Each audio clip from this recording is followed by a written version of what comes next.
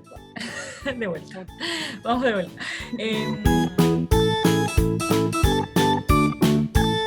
La realidad es que mi mamá es profesora de matemática, hizo la carrera de grado cuando yo estaba en el secundario.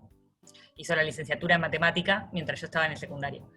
Y desde muy chiquitas, a mí y a mis hermanas, era como, bueno, hacer una carrera de grado es lo que hay que hacer, no hay debate al respecto.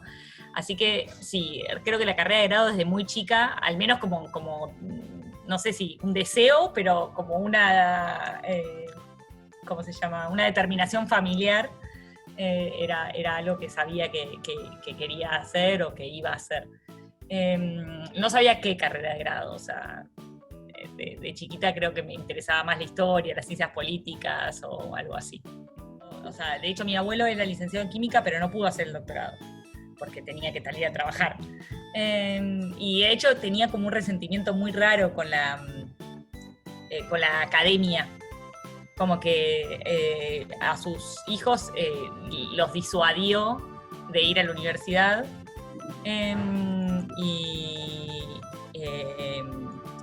Y nada, y es como que yo la química era como el living de mi abuelo, era la idea que tenía de química. Todos los juguetes con los que no podía jugar, pero después fue más la escuela, digamos, las clases de ciencia, que con el tiempo fueron cobrándome más atención, hasta que en el secundario claramente me di cuenta que había algo ahí que me gustaba más que el resto de las cosas. De hecho, cuando terminé el secundario y tenés que hacer, viste, en la UBA tenés que hacer el CBC, el ciclo básico, sí, que es como algo que está afuera de la universidad, ahí hice el ciclo básico de filosofía también, que era como agregar una materia por las dudas, por sí, no tanto para dedicarme a la filosofía, sino como con la sensación de que quizás me iba a aburrir de la química. Y nada, no sé, también esa sensación de que siempre tuve con el sistema científico, hasta creo que nunca se me fue, de que no necesariamente podés dedicarte a hacer ciencia. Es como un ambiente muy competitivo, en el que solo unos pocos pueden llegar, entonces, ¿por qué justo vos? ¿Y qué pasaría si no llego? Y todas esas cosas muchas veces me hicieron dudar de seguir ese camino. A la larga, qué sé yo, uno siempre mejor haciendo lo que le gusta que haciendo lo que le dice que tienen que hacer, pero sí creo que eso me hizo dudar, por lo menos. Muchas más carreras científicas que la académica tradicional, y eso creo que lo hace muy... Creo que, digamos, de haber sido así, la ciencia estaría más cerca de todas las personas en las que pensamos cuando hacemos ciencia aplicada, o las personas que pueden usar la ciencia, o sea, las personas que leen el diario y leen ciencia. Hoy lees el diario y la mitad del lenguaje es científico, y sin embargo somos pocos los que tuvimos la formación que nos permite entender eso que está ahí. Entonces, tipo, periodistas científicos, o sea, eso ya es hoy una profesión y una carrera en la que tener formación en ciencia es importante. Pero digamos, cuando nosotras crecimos, no, o sea, cuando yo estaba en el secundario, bueno, en el secundario capaz que ya empezaba a aparecer un poco, que justamente por eso para mí el premio L'Oreal está buenísimo, porque para mí fue en el secundario que empecé a ver mujeres en ciencia en el diario.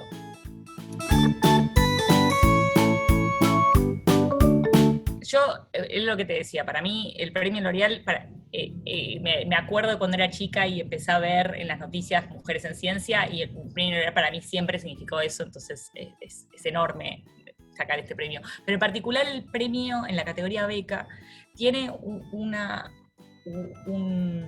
condimento adicional, que es el que para mí resuelve un problema. Yo creo que hay muchas cosas, y eso va quizás a otras de las preguntas que vamos a charlar, pero hay muchas cosas problemáticas que tienen las mujeres en general en ciencia, que en el caso de las mujeres jóvenes se acentúan muchísimo. Y para mí hay una que es muy particular en las mujeres jóvenes, que es la cuestión de la credibilidad y como cuánta expectativa se tienen sobre sus carreras. Cuando una mujer en ciencia está consagrada, ya no se debate, sus resultados la anteceden. Es una eminencia, sea mujer o sea varón. En cambio, las mujeres jóvenes tenemos esto de que cuando se mira nuestra proyección, se la subestima. Y el premio en esta categoría tiene esa particularidad y ataca esa problemática, porque ahora, digamos, yo tengo un premio que de alguna manera me cubre de esta falta de credibilidad que tengo asociada a mi género. En ciencia en particular, ¿no? En otras áreas quizá no, pero en ciencia y en ciencias duras en particular, y justamente ese premio es en el área de ciencias exactas y tecnología, que es donde las mujeres nos cuesta más permear. Quizás en ciencias sociales o incluso en ciencias biológicas es un poco más amigable. Pero en tecnología, o sea, igual yo no me dedico a la tecnología, ¿no? Pero en ingeniería, por ejemplo, como es el premio, o sea, como es la trayectoria de Vera, la otra premiada de este mismo año, es increíble el abismo que hay entre la trayectoria de los varones y la trayectoria de las mujeres. Entonces, nada, para mí significa un montón. Y en la ciencia argentina me parece que es esto, que CONICET esté involucrado en este premio y que ponga toda la institucionalidad, hace que es una manera de mostrar que el tema está en la agenda. Obviamente no alcanza con esto, hay un montón de otras cosas que hace CONICET y otras que necesitamos que haga que todavía no hace, que van de la mano. Pero creo que es esto, es un gesto que hace CONICET de poner esto en agenda y que esté así para todo el país. Ahí una perlita, me llamó Ana Franchi por teléfono. Yo no lo podía creer, quedé paralizada completamente, solo le pude decir gracias 85 veces y eso fue todo. Pero bueno. No, eso es, y además nada, teniendo una presidenta de CONICET, la realidad es que ese llamado, ella, digamos, usando su tiempo para llamar a todas las 6 premiadas, la verdad que muestra también cómo tener una mujer ahí hace que las cosas empiezan a ser distintas. Totalmente, es como en esta duda que tenemos desde muy pequeñas en el sistema científico de tipo, ¿puedo, no puedo? Esto es un empuje hacia adelante enorme y se nota en todos los pequeños gestos que están acompañados del premio, desde el llamado hasta la ceremonia, hasta la gente que se contacta con vos, desde la gente que te consulta para felicitarte hasta el estudiante de secundario que te quiere hacer una nota. O sea, en todo el espectro es como algo que te dice, bueno, va. El proyecto empezó como un proyecto bastante lateral en mi postdoc. Fue una colaboración. Yo, como vos decías hace un ratito, la realidad es que me dedico a la biofísica, digamos, trabajo con proteínas, tratando de entender cómo las proteínas se mueven. Pocas de las cosas las que hago tienen una aplicación directa. Si bien trabajamos en ciencias biomédicas y tratábamos de encontrar nuevas terapias que tengan que ver con las moléculas que estudiamos, nunca hice algo estrictamente aplicado que tuviera una aplicación directa. Y en el postdoc empezamos una colaboración con un grupo en Northwestern que se dedicaba a ingeniería, de monitoreo de aguas y de transcripción in vitro, que podían usar las proteínas que nosotros estábamos estudiando como sensores para prender y apagar la transcripción que estaba acoplada a una molécula fluorescente. Entonces, de alguna manera, si el sensor se prendía, veías la molécula fluorescencia, si se apagaba, no veías la molécula fluorescencia. Y lo podían hacer esto como de manera económica y bastante rápida, y ahí empezamos a colaborar con ellos, y en el proceso de optimizar nuestras moléculas y cómo las íbamos a incorporar al sensor, ellos también diseñaron una cajita de iluminación donde puedas ver esta fluorescencia. Entonces hizo un sensor portátil, esencialmente, y como las proteínas con las que nosotros estamos trabajando detectan metales pesados, se ensayaron las aplicaciones en agua de consumo. Y ahí en el transcurso de 2 años, digamos, se llevaron esos sensores que habíamos armado a California a ver si el agua de un lugar donde había habido un incendio se podía consumir o no. Entonces fue una locura. Bueno, eso dio lugar a decir, bueno, nada, esto es una aplicación que podemos hacer, que podemos seguir en Argentina este tipo de proyectos, que podemos ponerlos a la par de las otras cosas que estamos haciendo estrictamente en biofísica pura y dura. Y nada, y cuando llegué a Argentina también me encontré que en el lugar había una empresa de transferencia con la que podía interactuar y me podía ayudar en ir en esa dirección, y así nos pudimos contactar con ACUMAR, que es la Autoridad Cuenca Matanza Riachuelo, que es la que de alguna manera tiene la responsabilidad de garantizar el acceso a la salud y al agua de consumo de todos los habitantes de la cuenca en Matanza Riachuelo, que es el 15% de la población argentina, son casi 6 millones de personas. Y ellos tienen laboratorios centralizados en los que miden contaminantes, pero tener dispositivos que se puedan llevar en la mano, digamos, les hace mucha diferencia. Entonces, el proyecto surge de ahí, es tratar de, con el agua de la cuenca, reoptimizar nuestros sensores y empezar el proceso de validación para que en algún momento esto sea algo que se use y que tenga valor legal, que es lo que necesita de alguna manera ACUMAR. Pero bueno, es un primer paso en este sentido. O sea, la idea es, el proyecto en sí de este año es probarlos y ver si funcionan. Y de ahí veremos. La parte social me enloqueció, y de hecho yo al principio, cuando pensé en hacer esto acá, lo había pensado más con antropólogos o con gente que tuviera como ese background.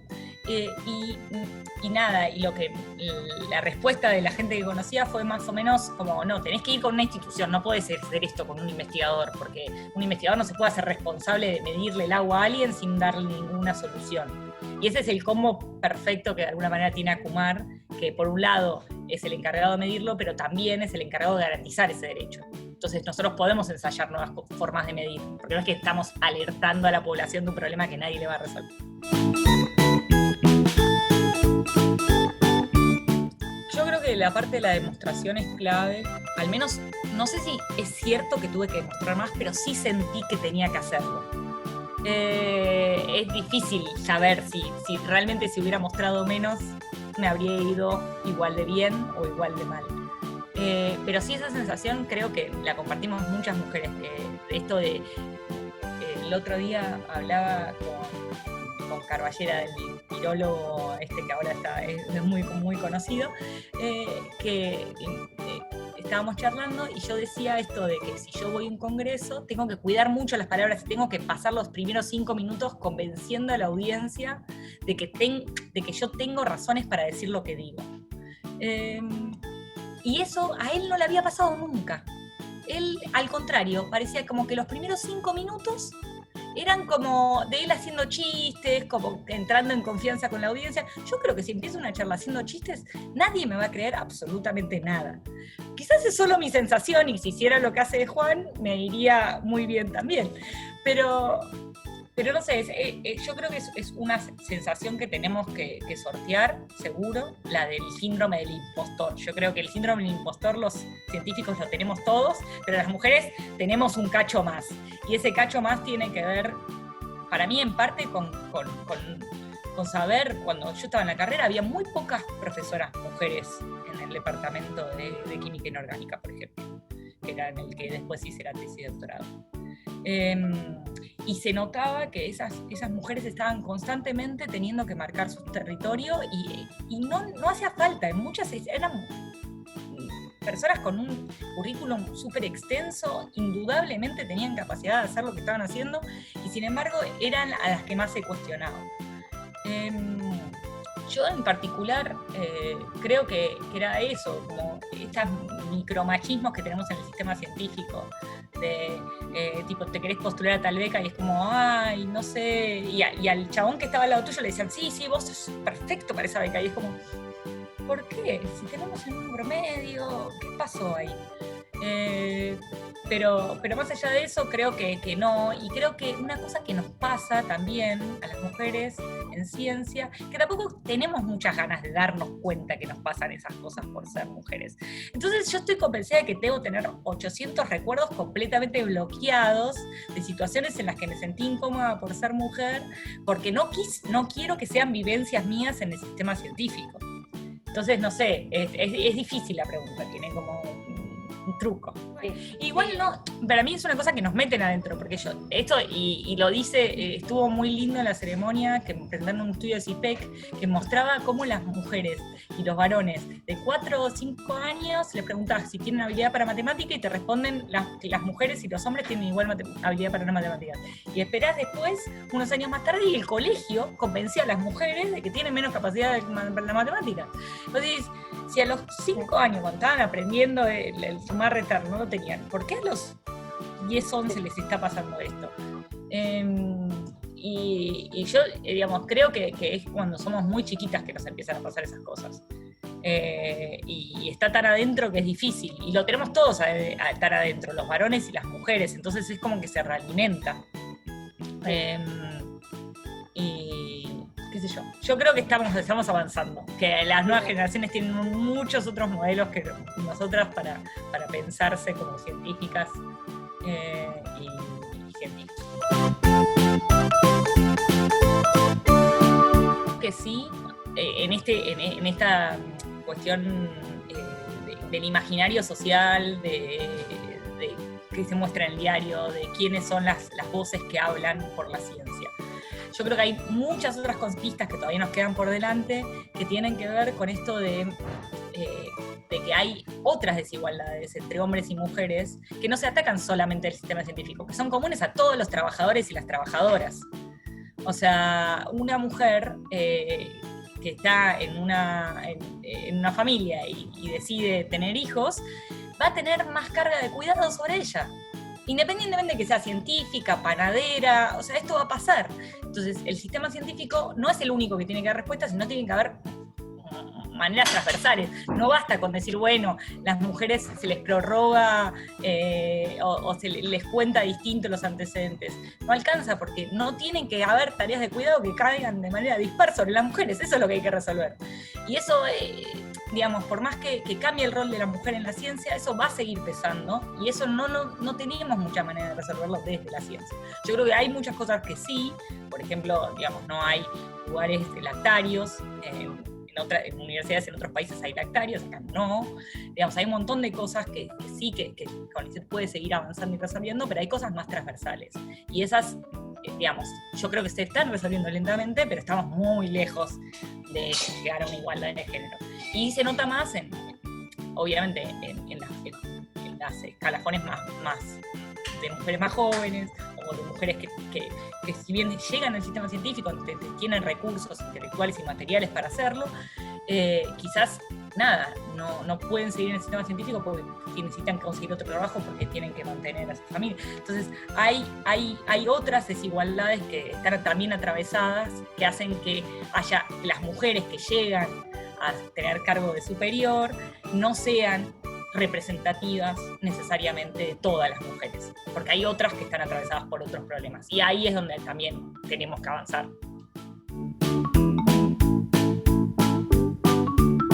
Difícil esa pregunta también. Yo creo que las mujeres, al menos las que decidimos cuestionar un poco este sistema que nos dejó de lado durante muchísimo tiempo, digamos, venimos a cuestionar ciertas cosas de cómo la imagen del científico y la imagen, creo que en particular, de cómo la relación mentor, becario, ponele, o estudiante, mentor-estudiante. Creo que la relación mentor-estudiante es sumamente asimétrica y eso también tiene que ver con algo de lo patriarcal del sistema científico.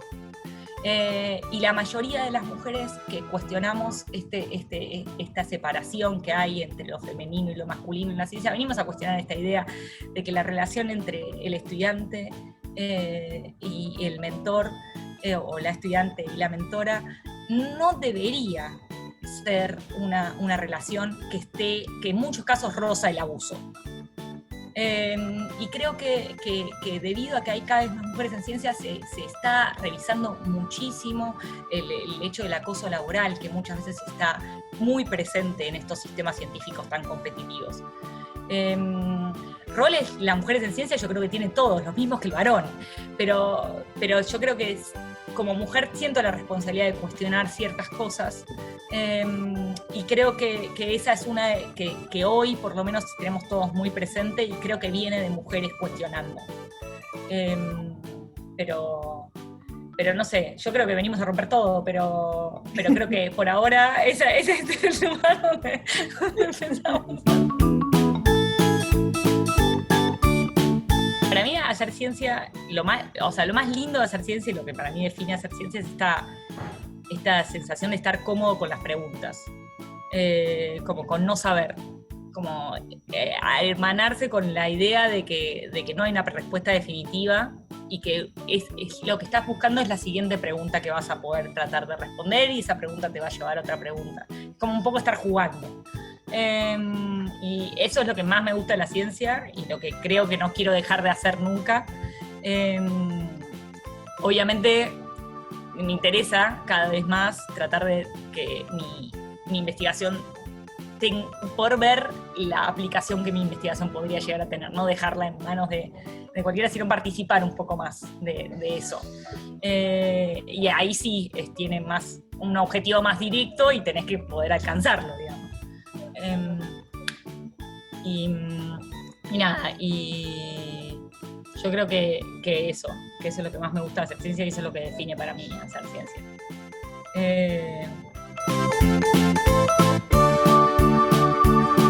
Eso por la del medio. Lo que hacemos en el laboratorio es, como el nombre parece sugerir, tratamos de entender ciertos aspectos moleculares de las enfermedades infecciosas a través de herramientas biofísicas. Y en definitiva la gran pregunta que tratamos de responder en el laboratorio es cómo las bacterias sobreviven a situaciones de estrés. Tratando de entender cómo eso de alguna manera le da forma o deforma a algunas proteínas que estudiamos que son sensores. La realidad es que tengo, cruzando el pasillo, excelentes ejemplos de jefas de grupo que son gente a la que voy con muchas preguntas y muchas ansiedades para que me ayuden a resolverlas. Me cuesta, de vuelta, es lo mismo que hay muchas dificultades en el sistema científico, me cuesta identificar las que son específicas al género. Yo creo que la mayoría de las cosas que tienen que ver con el género en este momento de mi carrera tienen que ver con la credibilidad, con las expectativas de a dónde puedo llegar. No tanto con frenos claros o visibles, es más el subtexto.